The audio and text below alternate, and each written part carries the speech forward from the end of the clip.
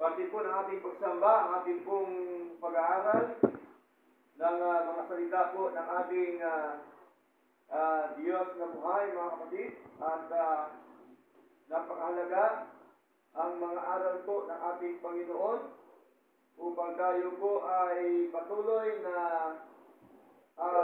lumalago o umangat ang antas ng ating pananampalataya sa ating Panginoong Diyos. Okay? Now, our topic this morning is about the building up yourselves in the faith. No? Patibayin ang inyong mga sarili sa pananampalataya. Okay? So, pag sabing patibayin, ibig sabihin, meron kang gagawin. Amen po? Sa ating pananampalataya, para po sure na tunay na pananampalataya, ay, of course, may kasama po yung gawa. Sapagkat kung ang pananampalataya na walang gawa, ano sabi po ni James? Patay. Di ba? No, kaya kailangan ang ating faith ay gumagalaw, kumikilos, gumagawa po sa ating pong paglilingkod sa ating Panginoong Diyos na buhay. Now, ito po ang Book of Jude. Kung sa Tagalog pa ay Judas. No, hindi po ito si Judas Iscariote na nagkanulo sa ating Panginoong Kristo. Diba? Kasi sa Biblia, dalawang klase po yung Judas. Ito pong si Jude na ating binabanggit dito, isa po itong lingkod ng ating Panginoon na siya po ay kapatid po ni James. No? Kapatid po siya ni Santiago. Okay? So, most probably, ito pong si James, kasi at saka ating po si Kristo, at ito po ay biblical, not only most probably, na sila po ay magkapatid sa laman. So, ibig sabihin, ito pong si Jude at saka yung ating Panginoong Kristo, magkapatid din sa laman. No? Ang kaibahan lamang po kay James, nung nakita niya na ang ating Panginoong Kristo ay nangangaral, nandun kaagad yung kanyang paniniwala sa Diyos. Unlike po kay Jude, si Jude po, tandaan po natin, kahit po during the time na anong pangangaral natin Panginoong Kristo, hindi po siya naniniwala sa tunay at totoong Diyos. Tingnan niyo po kapatid na po niya nangangaral. No? Kailan po siya naniniwala? Naniniwala po itong si Jude noong ating Panginoong Kristo ay nabuhay na magmuli mula sa mga patay. Ilang days po ating Panginoong Kristo na bago nabuhay? Ilang days? 3 days. Di ba? Kaya, ito po ang sinulat po ni Jude ay napakahalaga. No? Ito po ay ating nakikita, very encouraging po sa buhay ng bawat mananampalataya. At ito po dapat na ating makita sa ating paglilingkod na ito, kung ano po ba ang karanasan o kung ano po ba ang isinulat po ito ni Jude sa kanya pong sulat. Na sinabi ko po kanina ay ang Book of Jude, only one chapter. No? Isang chapter lang po. Ikli lang po ang isinulat po ni Jude. Pero kung ating pag-aralan ito ay malaman yung kanya mga sinasabi. Di ba? Ngayon, dahil dito ay konektado yung kanyang sinabi na kung saan po ito rin ang ating paksa ngayong umaga na may kinalaman po sa tinatawag na building up yourselves in the faith. No? Pagtibayin ang ating mga sarili sa pananampalataya. Okay? So ito po ay very common yung faith.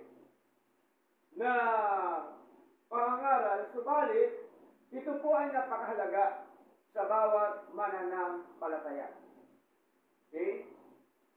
So, alamin po muna natin yung background, mga kapatid.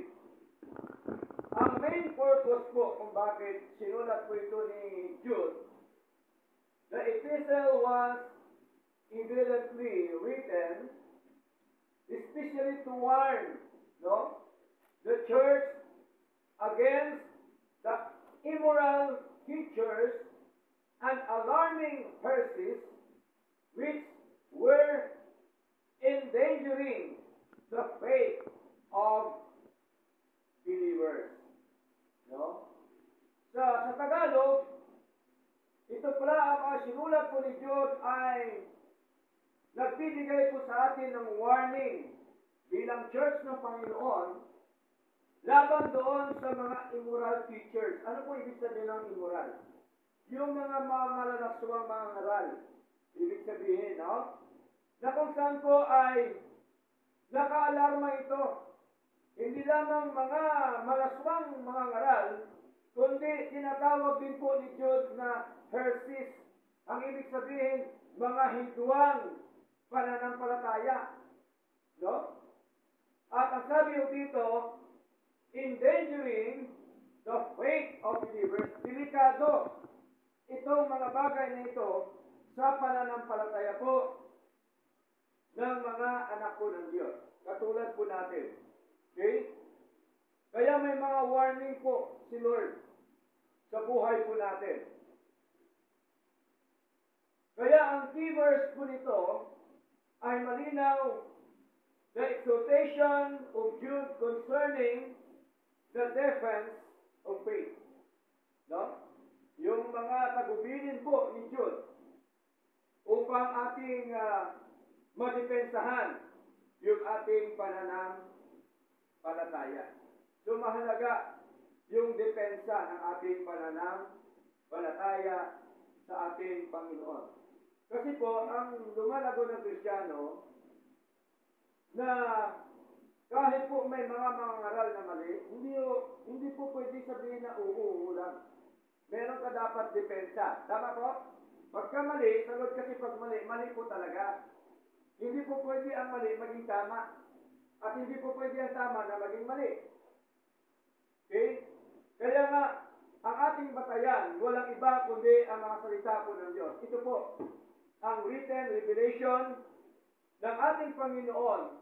Katulad po sa sinulat po ni Jude, na kung saan po kailangan natin na magkaroon ng depensa sa ating pananampalataya. Hindi lang ang depensa, kundi meron din po dapat tayong opensa. Tama po? Kasi kung puro ka lang depensa, wala kang opensa, hindi. Paano mo ngayon may pagtanggol? Tama? Paano mo ngayon ma-share yung katotohanan salita ng ating Panginoon? Okay? Kasi tayo po nakipaglaban sa mundo ito, kailangan ay meron tayong mga salita ng Diyos na pang-depensa at meron din po tayo salita ng Diyos na pang-opensa. Tama po? Yun po kasi ang dapat sa isang mananampalataya. Hindi po pwede na okay lang lahat. Hindi po pwede na sinasabi, lahat naman yan. Totoo kasi Diyos din ang binabanggit. Tama, Diyos din ang binabanggit. Pero, pagka usisahin mong aral, maraming mali. Tama po? Maraming mali. Okay? So, kaya meron minsan na sa aming sharing doon sa Calvin Norte, may nagtanong, Pastor, lahat naman pong reliyon, tama naman yung pakay, tama naman yung sinasabi, because ang kanilang sinasabi about the Word of God. Okay? Sabi ko, kung tama sila, ba't pa tayo mangangaral? Di ba? Dapat doon na lang tayo kasama sa kanila. Bakit iwalay tayo? Kasi, hindi porke isang tao nagsasabi, naglilingkod sa Diyos, nangangaral tungkol sa Diyos, tama na. Tama po? Ang diablo rin, nakilala niya ang Diyos. Tama po? Ang diablo rin, nakikinig pa nga sa Diyos. Kaya ba yung ibig sabihin mga kapatid? Napakadali lang magkukunwari. Napakadali lang magsabi na ako ay lingkod ng Diyos, na ako ay sumusunod sa Panginoon.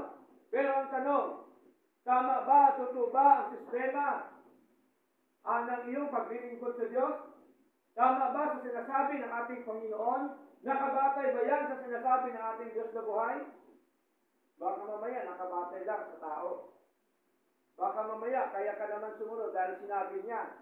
Dahil sinabi ni tatay, sinabi ni nanay, sinabi ni lolo, kaya sundin ko. Mali. Dapat ang batayan natin, salita ng Diyos.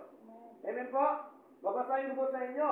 Kaya may binanggit po dito si Isaias tungkol po sa tinatawag na pagpaimbabaw ng isang tao. Basahin po natin. Matthew chapter 15. No, madalas po natin ito binabasa.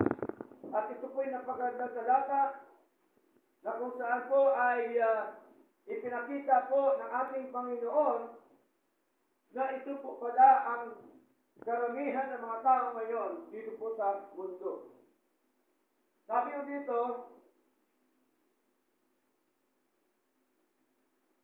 verse 6, no, tuloy natin. Sabi ko dito sa wikang banyaga, and honor not his father or his mother, he shall be free. Thus shall be made the commandment of God of none effect by your tradition. So, may mga katuruan pala tungkol sa tradisyon ng mga tao. Dati tayo doon galing. Amen po? Sa mga tradisyon na yan. Mga sinabi ni Lolo, sinabi ni Lola, sinabi ng mga ninuno natin. Ang nakakalungkot, yung sinabi ni Lord, hindi na papaniwalaan, ngunit ang sinabi ng tao, pinaniniwalaan. Verse 7, ano sabi? Yeah, hypocrites, well did Isaiah's prophecy reveal, saying, these people draweth nigh unto me with their mouth, and honoreth me with their lips, but their heart is far from me. Tingnan niyo po mga kapatid. So malinaw, sabi po ni Propeta Isaias, kayong mga mapagpaimbabaw, mabuti ang ginawa ni Isaias na panghula sa inyo, na sinasabi, ang bayang ito ay lumalapit sa akin sa kanilang bibig. O diba? Marami mga ngarang ngayon sa kanilang bibig nang gagaling na ang binabanggit, Diyos din po. Okay? Ano sabi dito? At iginagalang ako sa kanilang mga labi. Ginagalang din po ang Diyos. Tingnan nyo, anong kasunod? Datapwat ang kanilang puso ay malayo sa akin. Bakit sinabi ni Lord ang puso nila malayo sa Diyos? Kasi po, mali ang sistema, mali ang ginagawa tungkol po sa paglilingkod sa ating Panginoon Diyos na buhay. Verse 9, ano sabi? But in vain they do worship me, teaching for doctrines the commandments of men. Tingnan niyo po, sabi ni Lord, datapwat sa walang kabuluhan sila na sumasamba sa akin, na itinuturo bilang mga doktrina ang mga kautusan ng mga tao. Tingnan niyo po.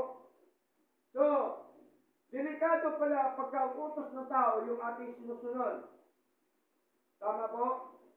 Kasi pagka taong sinusunod natin, ibig sabihin, yung ginagawa natin para kay Lord tungkol sa ating pagsamba, paimbabaw. Amen po? Nagkukunwari. Di po ba?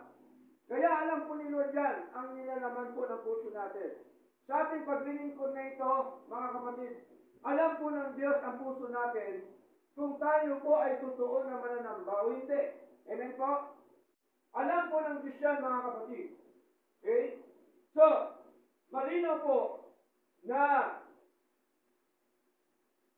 sa mga warning po ng ating Panginoon sa pagitan po ni Jude, mga kapatid, ay meron po siyang tinatawag na tagubilin sa atin para po tayo ay hindi madaya, para po tayo ay mailigtas doon sa mga maling aral, sa mga maling pamumuhay, dito po sa mundo na atin pong ginagalawan.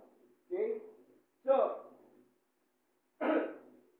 unahin muna natin yung tinatawag po na warnings from God's dealing with sinners in the past. Yung mga nakaraan na, yung mga warning ni Lord sa kanila, yung mga nauna sa atin, ang mga lingkod po ng Diyos. Di ba ba? Kaya, sa Jude chapter 1, dito po tayo ngayon mag-aralan po mga kapatid. Ano po ba ang sinabi po dito ng ating kapatid na Jude? No? Sabi po dito sa verse 4 up to verse 5. Sabi dito, sa verse 4, sapagkat mailang mga taong nagsipasok ng palihim na sila mula pa noon ay itinalaga na sa kahatulan ito. Mga taong hindi makadiyos na pinapalitan ang biyaya ng ating Diyos sa kalibugan at itinatatwa ang ating isang Panginoong Diyos at ang ating Panginoong Jesus Kristo. So may mga pumapasok pala na palihim sa atin na hindi naman pala makadiyos. So marami po yan, no? Nagpupunwari na tupa, ikambing pala. Okay? Tandaan po natin, ang kambing ay kambing. Ang tupa ay tupa. Hindi po pwede na ang kambing maging tupa. Tama po? At hindi po pwede na ang tupa ay maging kambing. Okay? So, dito po ay malinaw na tinalakay po ni Jude yung punishment ng mga Israelita during the time. Bakit po sila pinarusahan? Because of their unbelief. Dahil sa kanilang kawalang paniniwala sa ating Panginoon. Tingnan niyo po sa verse 5, sa wikang Tagalog, ninanais ko sa mga tuwid na ilagay kayo sa paggunita, bagamat minsan ninyo nang nalaman ito kung paano na ang Panginoon nang mailigtas ang mga tao palabas sa lupain ng Ehipto, pagkatapos ay nilipol sila na hindi sumampalataya. Tingnan niyo po. Malinaw po mga kapatid na during the time nung hinamon ni Lord ang mga Ehipto, ang mga Israelita doon sa Ehipsyo o sa mga Ehipsyo o sa lugar ng Ehipto, ano ang ginawa ng Panginoon? Di po ba iniligtas po ang mga Israelita? Tama po? Nakita nila ang kapangyarihan ng Diyos. Nakita nila kung gaano sila itinaglaban ng ating Panginoon. Di po ba? Kaya, kahit po sinong bansa ang gigera sa Israel, o natalo po bang Israel? Di ba hindi? Kasi, well protected po ni Lord yan, mga kapatid. Pangako po yan ng Diyos, mga minamahal. Okay? So, dito po ay atin nung nakita na kahit po yung mga Israelita during the time, nakita na nila ang kapangyarihan ng Diyos. Iniligtas sila ng ating Panginoon. Ganon din po sa buhay natin. Minsan nakita na natin yung mga bagay na pinapakita ng Diyos sa atin. Minsan ini-ignore pa natin. No? May mga bagay minsan na binuksan si Lord, yung pinto, minsan ayaw pa natin pasukin yung mga binubuksan ni Lord na pinto. No? Sa ating paglilingkod na ito. So, ganoon din po, atin na nakita ang kapangyarihan ng Diyos sa buhay po natin. Bakit? Ano po ba ang ginawa ng Diyos sa buhay po natin? Di ba dati tayo nasa kadiliman? Tama po? Dati tayo ay sa kamunduhan. Ngunit dahil sa kapangyarihan ng Diyos, dahil sa biyaya ng Diyos, tayo po ay hinangan ng Panginoon doon. Tama po? Tayo po ay kinuha ng Diyos doon sa pamumuhay ng kadiliman. Saan tayo dinala? Sa kanyang kagila-gilalas na kaliwanagan. Di po ba? Sa totoo lang, kung wala ang Diyos sa buhay natin, palagay ko, wala na tayo dito sa mundo. Palagay ko, ang buhay natin napapariwara na ng todo. Tama po? Palagay ko, nasa kulungan na tayo ngayon. Di po ba? Palagay ko, ang buhay natin ngayon talagang maaring parito sa kalikid kabanatuan. Di po ba? Kita niyo ba ang mga ganong tao? Parito, nakayapak, minsan nakaubad, susunod na araw, nakikita mo, hubad na lahat, wala na sa tamang pag-iisip. Bakit? Bakit ito nangyari sa kanila mga kapatid? At sa atin naman din nangyari. Because of the power of God. Amen po? Dahil po yan sa pagkilos po ng ating Panginoon. Tayo po ay kinahabagan ng ating Diyos na buhay. Kaya malinaw po ang sabi dito na the punishment because of their unbelief. Okay? Sa kanilang hindi pagtiwala sa ating Panginoon. Because of denying God. No? Dinideny nila yung ating Diyos. Kaya pinarusahan po sila ng ating Panginoon. Kaya delikado po ang isang anak ng Diyos nakaranas ng kapangyarihan ng Diyos sa buhay po niya. Tapos, i-deny mo yung Panginoon, delikado po sa harapan ng ating Panginoon Diyos ng lahat. Okay? Ang Diyos po ang nagbago ng buhay po natin. Amen po? Wala tayo sa wala. Dinala tayo ni Lord sa kasaganaan ng kanyang kapangyarihan. Okay? So, hindi pa ba natin nakikita yun, mga kapatid? Okay? Dapat makita natin yun. No? Minsan kasi nakikita natin yung mga problema, suliranin, pagsubok sa buhay, pero ang pagpapala ng Diyos, hindi ho natin nakita. Yung mga biyaya ng Diyos minsan sa buhay natin, hindi ho natin nakikita. Dapat tingnan din natin kung paano tayo pinagpala po ng ating Diyos. Di ba ba? Kaya mahalaga na ito pong mga taong ito na walang pananampalataya sa Lord, huwag dapat natin itong tuluaran. Kasi po, nakaranas po sila ng punishment. During the time, okay? Sa kanilang buhay, sa kanilang pamumuhay, noong unang panahon. Ano ba po?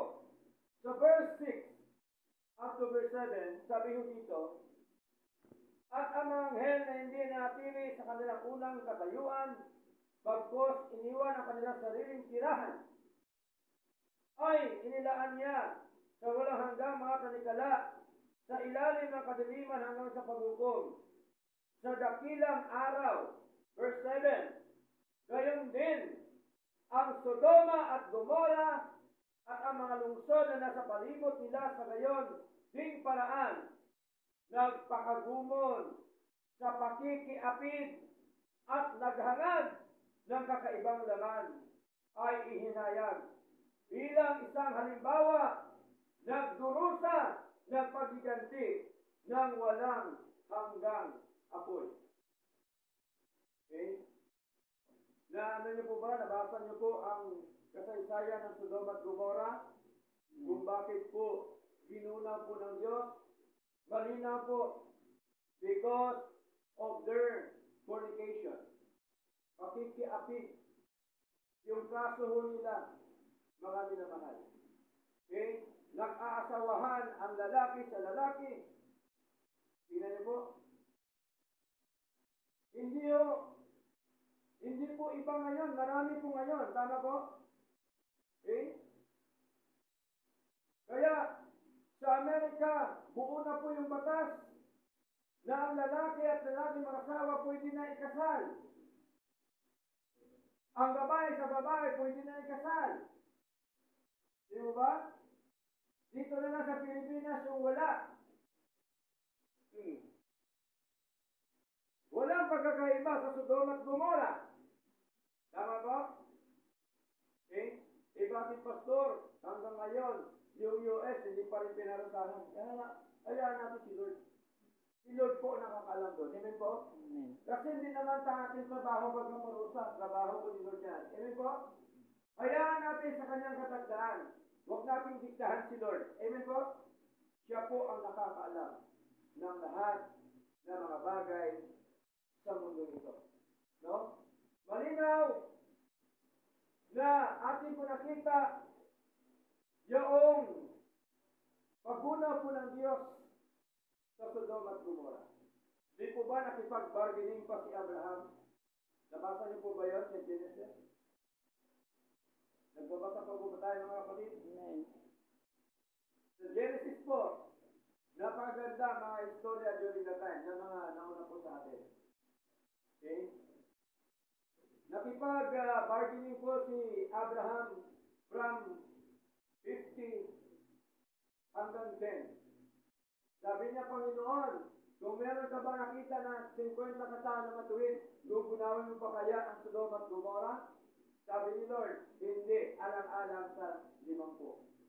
Hanggang sa 10, ang sinabi po ni Abraham sa Panginoon. Sabi ni Abraham, Panginoon, may nakita ba kayong 10 sa Sodom at Gomorrah? Inyo bang gugunawin? Alang-alang sa 10, hindi.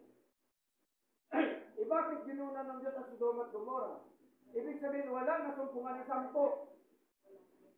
Di ba? Sino yung nasumpungan niya matuwid? Si Lot. Di ba? Yung kanyang asawa, nagtutuwid-tuwiran lang. Di ba? So, pagdating sa gitna, sabi ni Lord, dire-diretso kayo, huwag kayong lumingon. Dahil pag lumingon kayo, magiging haliging asin kayo. Oh, nagkamali ba si Lord? Naging totoo ba sinabi ni Lord? Naging totoo. Di ba ba? Yung asawa niya ang asawa ni Lot, habang sila tumatakbo, dahil pinarusahan na ng Diyos, ang Sodom at Gomorrah, ginuna na niya. Alam niyo po ba, kaya sinabi po, walang hanggang apoy kasi galing sa langit, apoy at asopre ang gumuna po sa Sodom at Gomorrah. Hindi yung apoy na ordinaryong apoy, na magningas ka lang, nasunog. Hindi yung galing po sa langit ang parusa po ng Diyos sa kanila. Bakit lumingon itong asawa? Kasi siguro inisip niya, sayang naman yung ari-arian ko. Sayang naman yung mga pinundar namin. Diba? Sayang naman yung lugar namin. Bisa kasi ganun ang tao. Diba? Ayaw maglingkod sa Diyos. Ayaw na tuloy-tuloy kasi may mga tinitingnan sa likod. Diba? Kasi hindi muna ako maglingkod kasi gagawin ko muna ito. No? Maglalaba muna ako. Yeah? Delikado pagka magiging haliging asin ka. Delikado pagka ikaw ay parusahan ni Lord. Diba? Anim na araw binigay ng Diyos sa atin. Tapos yung araw ng pagsamba, hindi pa natin binibigay sa Diyos. Hindi nga isang araw, ilang oras lang ang ating pagsamba sa Lord. Diba? Tandaan po natin mga kapatid, ang mga bagay sa mundo, idaragdag lamang yan ng Diyos. Once na inuuna po natin ang ating Panginoon. Tandaan po natin yan. Kaya minsan ang buhay natin, parang alon sa dagat, parang tsubibo ba? Pag ganun lang. No? Walang accomplishment sa buhay dahil po sa hindi natin nasunod, nagagawa yung nais po ng ating Panginoon. Okay? Ano po ang nais ng Panginoon sa buhay po natin? Napakasimple lamang po, mga kapatid. Hindi naman mahirap ang magbasa. Mahirap po ba magbasa ng salita ng Diyos? Hindi po mahirap ang magbasa. Okay? Mahirap bang manalangin sa Lord? Hindi yung mahirap manalangin sa Lord. Di po ba? ba nagpapahirap po minsan sa isang anak ng Diyos? Alam niyo po ba yung pangkinis sa kahoy, ano yun? Katang. Katang.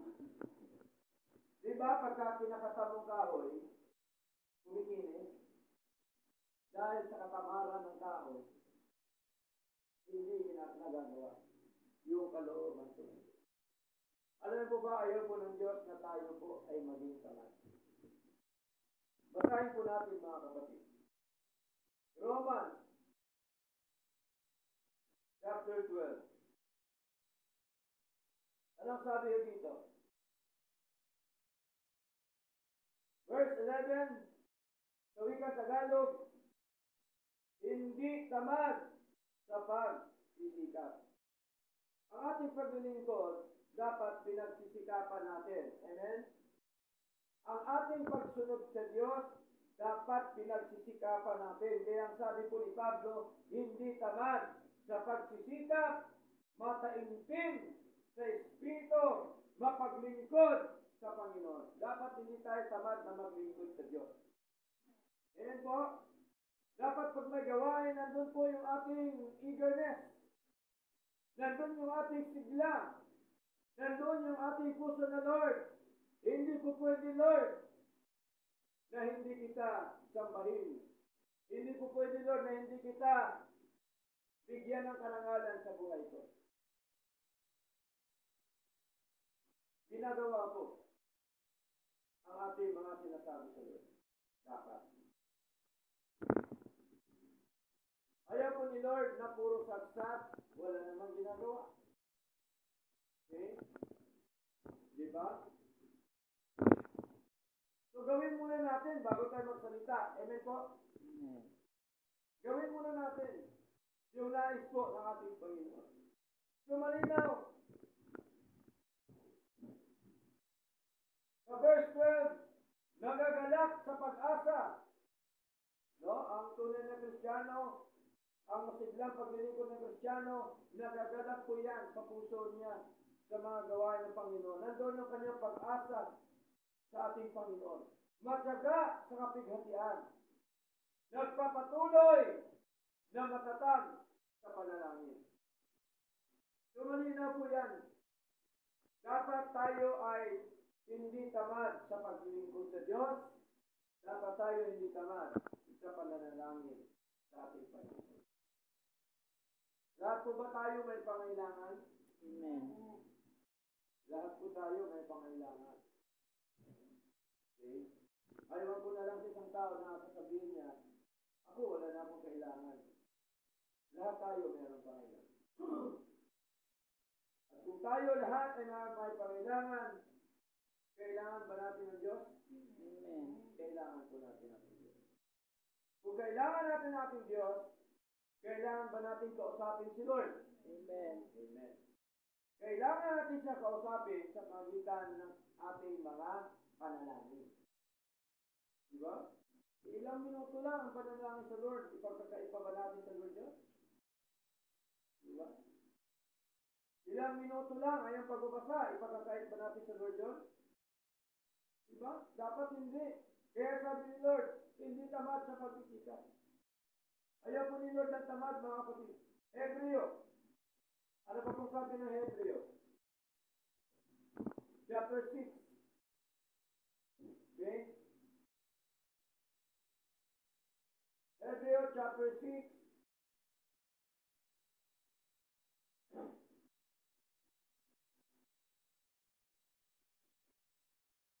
Verse 10.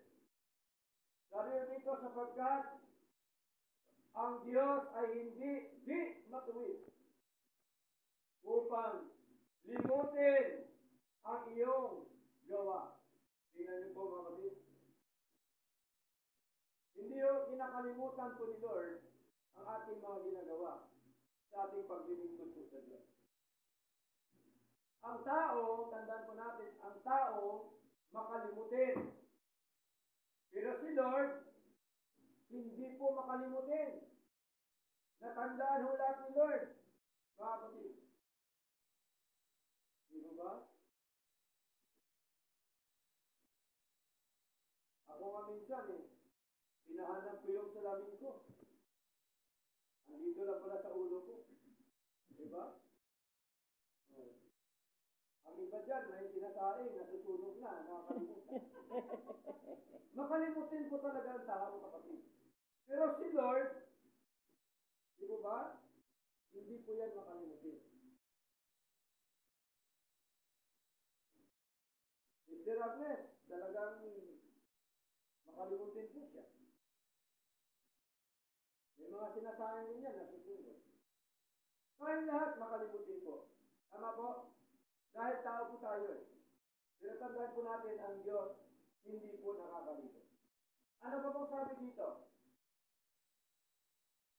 Sapagkat ang Diyos ay hindi di matuwid upang limutin ang iyong gawa. Kapag patagal ng pag-ibig na inyong naipakita tungo sa kanyang pangalan. Dahil kayo ay naglingkod sa mga santo. Pag sabi mga santo, hindi yung kulto, kundi yung mga lingkod ng Diyos. At naglilingkod pa rin. Verse 11. At ninanais namin na magpakita ang bawat isa sa inyo ng gayon ding pagsisikap. Yun pong gusto ni Lord.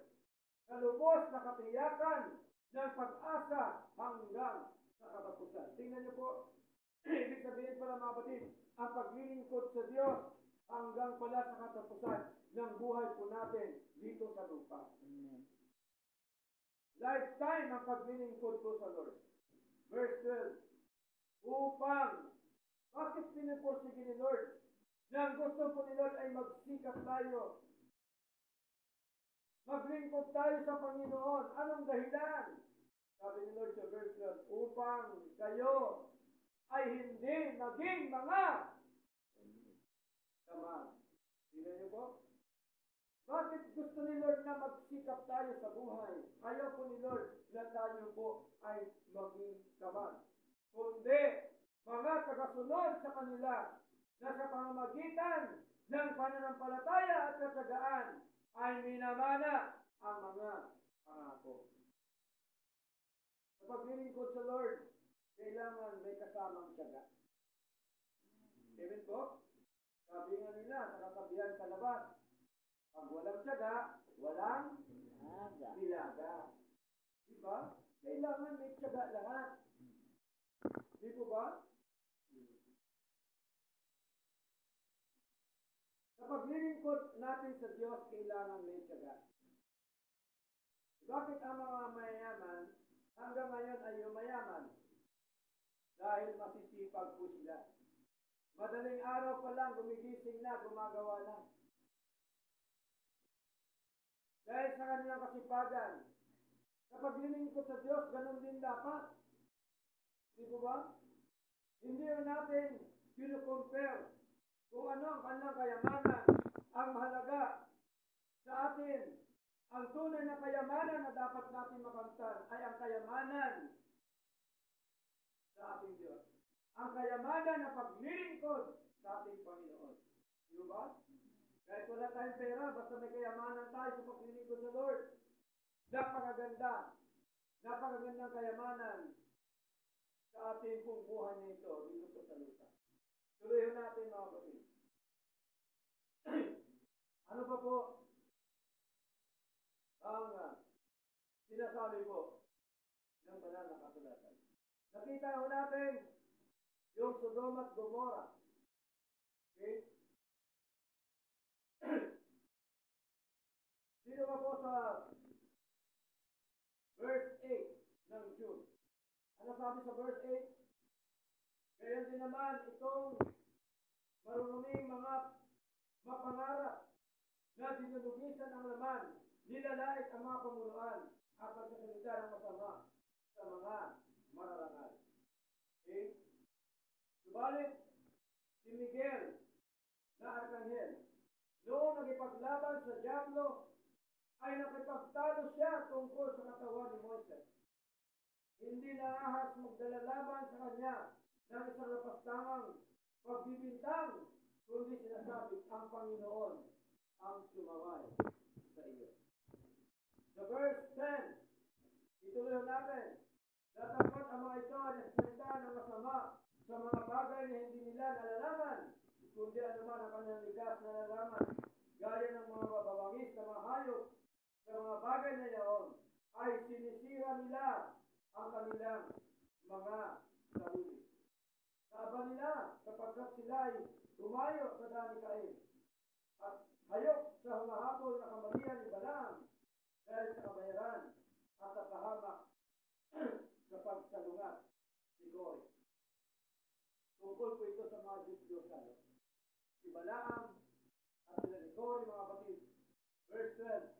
Ang mga ito ay mga batong nakalubog sa inyong mga piging ng pag-ibig tungo sa Diyos, sapagkat sila nakipiging sa inyo, pinakakain ang sarili nila ng walang takot, mga alapab sila ng walang tubig, tinatangay-tangay ng mga hangin, mga punong kahoy, na ang mga bunga ay natutuyo, walang bunga, makalawang, namamatay, binunot mula sa mga ugat. Ito po yung klaseng tao, mga kapatid, na kung saan po ay hindi naglilingkod sa ating Panginoon.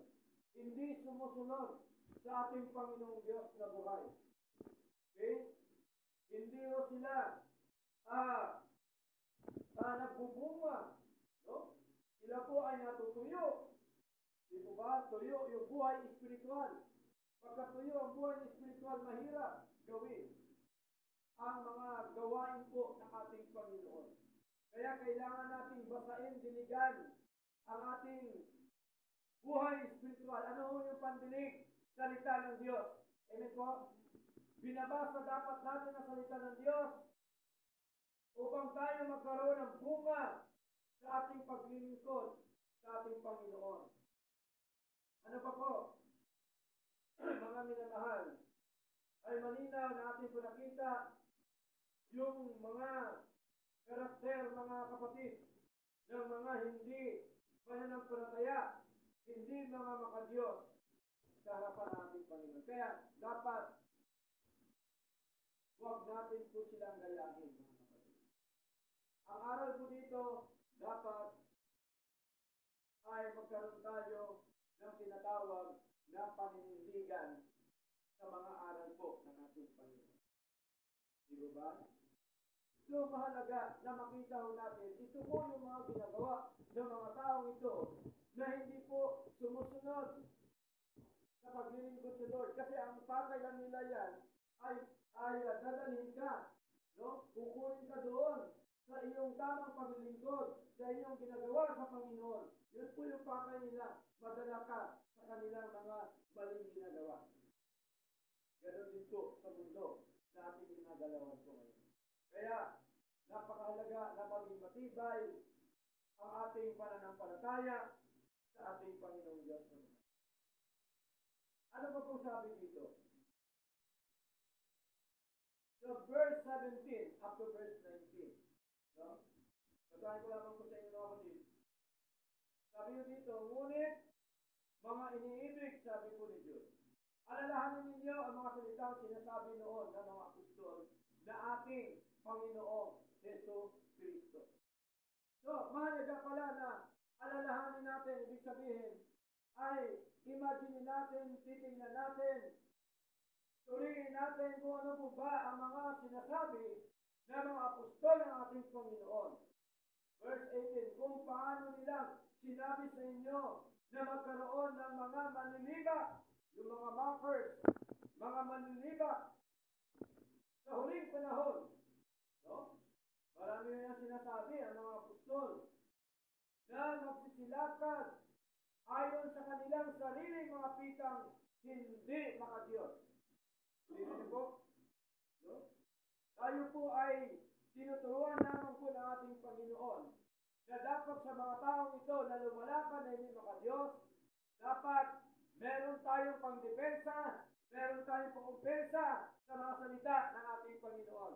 Dahil hindi po talaga naiwasan yan na tayo po ay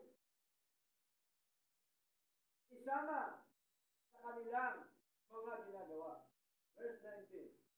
Ang mga ito ay silang naghiwalay ng kanilang kanilang mga sarili, mahahalay, hindi taglay ang Espiritu. Hindi nila taglay yung Espiritu po ng Diyos. Kaya tayo po mga kapatid, bilang anak ng Diyos, bilang taglay ang Espiritu ng ating Panginoon, yan po ang mga warning ng ating Panginoong Diyos. Amen po? Yun po ang warning ng ating Panginoon. Kaya isinulat po ang Biblia, salita ng Diyos, dahil binabalaan po tayo ng ating Panginoon. Colossians chapter 1. Basahin po natin. Okay? Colossians chapter 1 verse 28.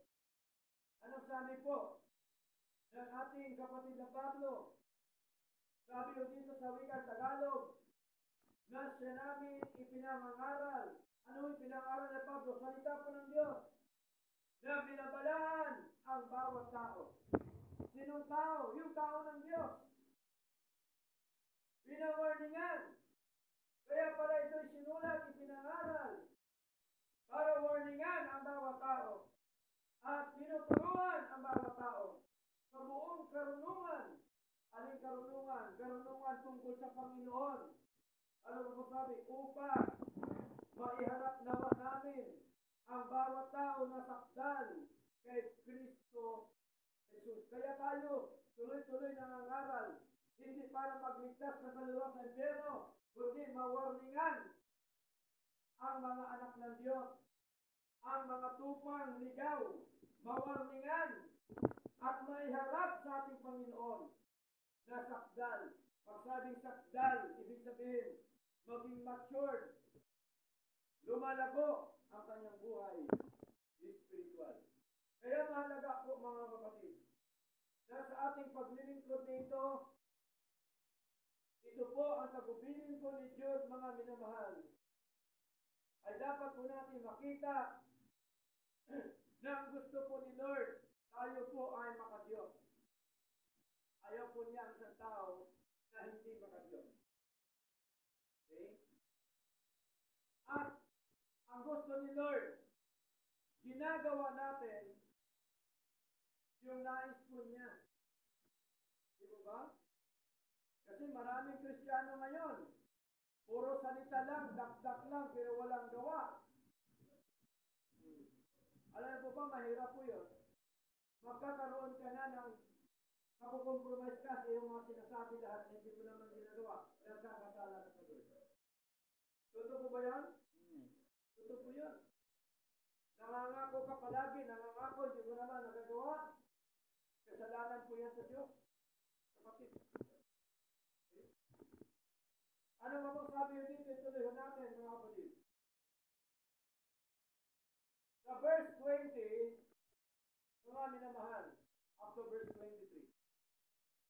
Ito po ang dapat din po natin makita kung ano po ba ang dapat gawin ng isang Kristiyano sa kanyang kalagayan sa paglilingkod sa ating Panginoon. Sa verse 20, anong sabi dito? Sa Jude, chapter 1, verse 20. Ngunit, kayo, mga iniibig. Sinong kausap ni Jude? Mga iniibig. Mga kapatid sa pananampalataya. Ngunit kayo, mga iniibig, magpakatatag ng inyong sarili sa inyong kabanal-banalang pananampalataya. Malinaw, building up yourselves on your most holy faith. Magpakatatag tayo, mga kapatid. Dapat huwag tayong matinag, di ba? Di ba may kanta yan? Anong kanta na yan, Janet? May kanta po yan. Magpakatatag, huwag matitinan. Diba? Laging sumasagana sa biyaya ng Diyos. Napaganda, lagi dapat tayo sa sagana sa biyaya ng Diyos. Magpakatatag tayo, huwag tayo matinag, mga kapatid. Ano ba po sabi dito? Manalangin sa banal na Espiritu. Kaya mahalaga po yung pananalangin. Alam mo ba, maaaring sa tingin natin, simpleng ginagawa, subalit napakalaking impact sa isang buhay Kristiyano. Yung ating pananalangin po sa Lord. Amen po? Pananalangin po natin sa Lord. Ginagawa natin yung utos ng ating Panginoon. Utos ba kayo pananalangin? Amen. Utos ni Lord. Pray without ceasing. Panalangin na walang batid. Second o First Thessalonians chapter 5, verse 17. Ano pa po? Verse 21. Panatilihin ang inyong sarili sa pag-ibig ng Diyos. Manatili tayo dapat sa pag-ibig ng Diyos. Inibig ba tayo ng Diyos? Manatili tayo, kapatid. Ano palatandaan ng isang Kristiyano natin sa pag-ibig ng Diyos? Ginagawa niya ang gawain ng Diyos. Amen po? Hindi mo pwede sabihin na inibig ko ang Diyos at yan hindi mo ginagawa ang nais ni Lord. Sayang lang yung word na pag-ibig. Kapag hindi mo naman ginagawa yung nais po ng Panginoon. Ang pag-ibig, ang tunay na pag-ibig sa Diyos, may kasama po yung gawa. Amen po? Hindi mo pwede sabihin mo ng Lord, iniibig kita, hindi at wala ka naman ginagawa. Di ba? Katulad sa asawa mo, mahal mo sa buhay, iniibig kita, wala ka naman ginagawa. That is not love. Kapagkat ang love, may kasama po yung gawa. Amen po? Panatilihin ang inyong sarili sa pag-ibig ng Diyos. Kaya nga ang Diyos umibig sa atin. For God to love the world. Di ba ba? Dahil sa pag-ibig ng Diyos, anong ginawa niya? Ibinigay niya ang kanyang bugtong na anak with action. Tama po? Gumawa si Lord. Binigay niya ang kanyang bugtong na si Kristo para sa kaligtasan natin ng mga nananampalataya.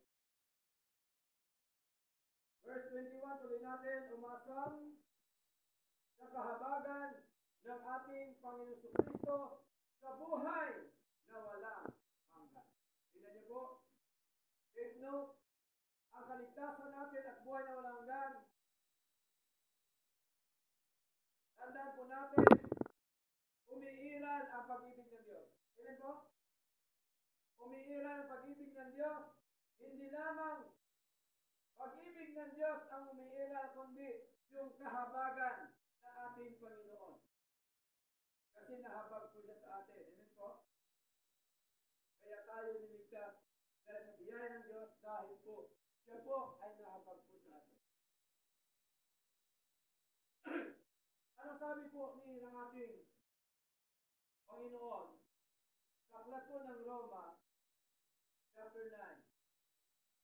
Basahin po natin chapter 9 verse 14 sa wikang Tagalog. Sabi po dito, ano ba ang masasabi natin kung gayon? Meron bang di pagkamatuwid sa Diyos? Huwag nawa ipahintulot ng Diyos. Sabi po ni Pablo, verse 15, sapagkat sinasabi niya kay Moises, sinong niya ng Diyos? Ako ay magkakaroon ng kahabagan sa kanya na kinahabagan ko. At ako ay magkakaroon ng kaawaan sa kanya na kaaawaan ko. Kaya nga, ito ay hindi sa kanyang nagnanais, hindi sa kanya na tumatakbo, kundi sa Diyos na nagpapakita ng kahabagan. Tingnan niyo po, sabi ni Lord, nahabag ako sa ibig kong kahabagan, naawa ako sa ibig kong kaawaan. Ibig sabihin, decision pa rin ni Lord. Amen? Ibig sabihin, gusto pa rin ni Lord, mga kapatid. Isaiah chapter 45, verse 9 at verse 10, ano sabi? My counsel shall stand, and I will do all my pleasure. Ang payo ko ay mananayo at gagawin ko ang buo kong kaligayahan. Kaya yung pagligtas ng Diyos natin, biyaya po yan ng Diyos. Pag-ibig yan ng Diyos, ang umiiral po yan. Kapag po yan ng Diyos, ang nakasalalay po dyan, mga kapatid, hindi mo gawa yun ang kaligtasan eternal. Ano ba pong sabi? Verse 17. Sapagkat ang kasulatan na sasabi kay Paraon, maging para sa ganitong katulad na layunin, ay itinataas kita, upang may pakita ko nawa ang aking kapangyarihan sa iyo, at upang ang aking pangalan nawa ay mayayag sa lahat ng dako ng lupa. Bakit pinatigas niya ang puso ni Haring Paraon? Para makita ng mga tao ang kapangyarihan ng Diyos. Di ba? Pinarusahan niya ang Ehipsyo during the time. Ang Ehipto, mga batid. Napakaraming salot ang nangyari para po makita po yan ng mga tao. Okay? Nakita ng Diyos ang kanyang kapangyarihan. Ano ba po?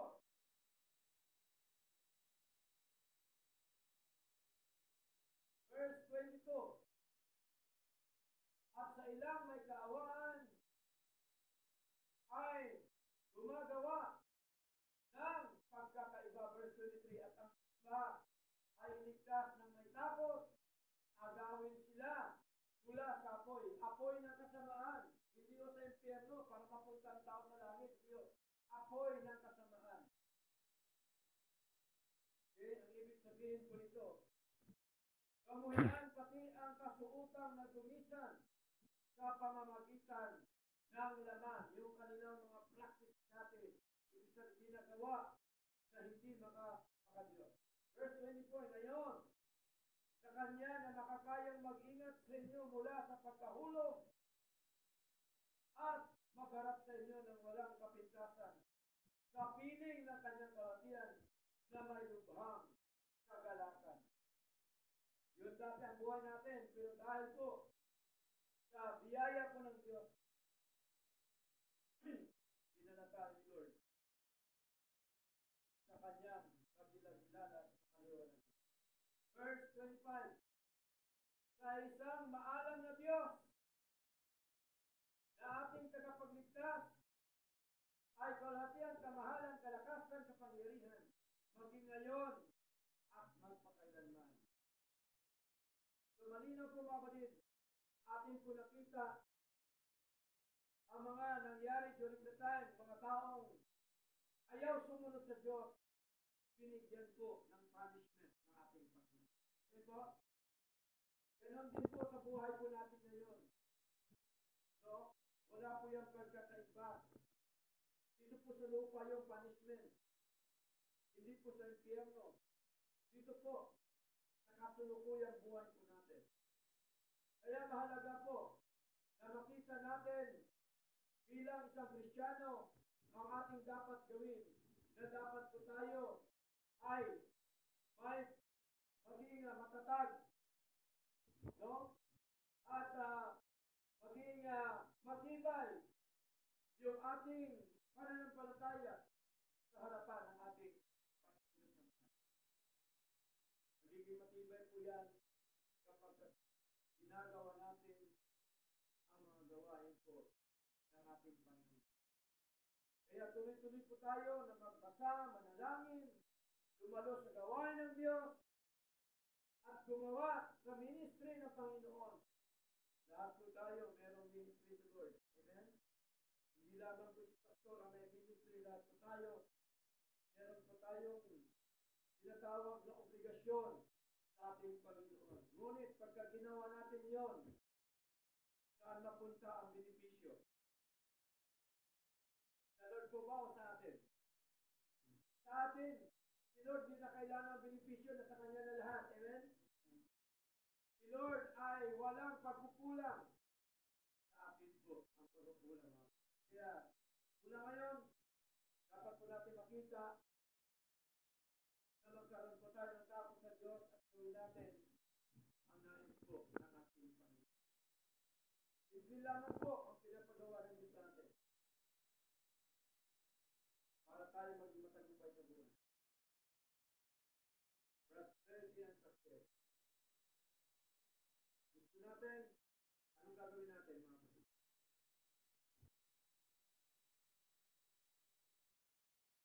Pag-inignayan ang salita ng Diyos, araw at gabi.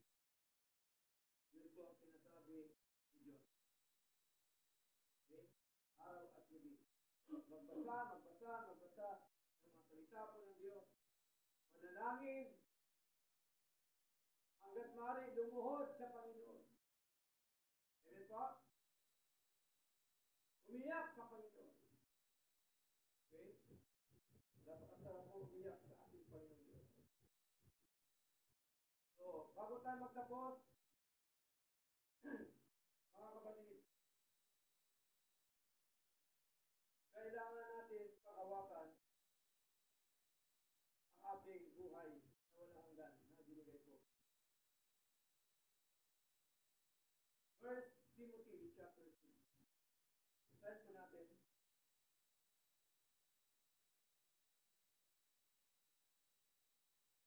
1 Timothy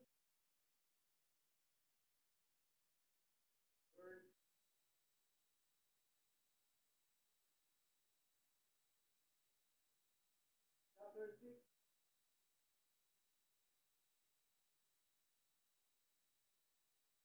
Verse 11 up to verse 12.